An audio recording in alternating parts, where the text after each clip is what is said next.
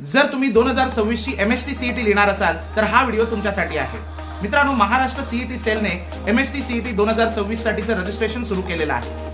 Registration 10 जानेवारी 2026 ला सुरू झालं असून त्याची शेवटची तारीख 12 फेब्रुवारी 2026 अशी आहे। पण विद्यार्थ्यांना एक महत्त्वाची सूचना देतो की तुम्ही लास्ट डेट पर्यंत वाट पाहू नका, कारण या वेळेला खूप साऱ्या कॉम्प्लिकेटेड गोष्टी रजिस्ट्रेशन प्रोसेसमध्ये इन्व्हॉल्ड आहेत। तुम्हाला तुमचं आधार कार्ड, त्यावर असणारं नाव हे तुमच्या 10th मार्कशीटशी जुळणारं पाहिजे, त्याशिवाय तुमचा अपार ID क्रिएट केलेला पाहिजे।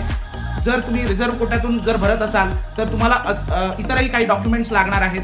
त्यामुळे तुम्ही शेवटच्या तारखेची वाट न पाहता आता लवकरात लवकर रजिस्टर करून घ्या।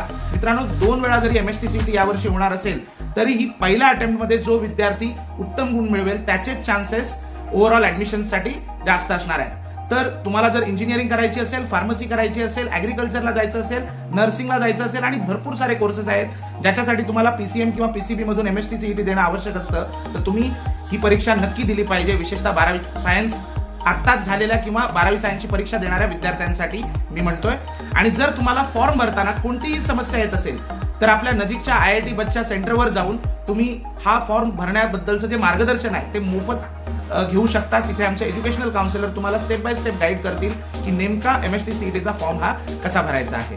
तुम्हाला MST CET च्या परीक्षेसाठी खूप साऱ्या शुभेच्छा।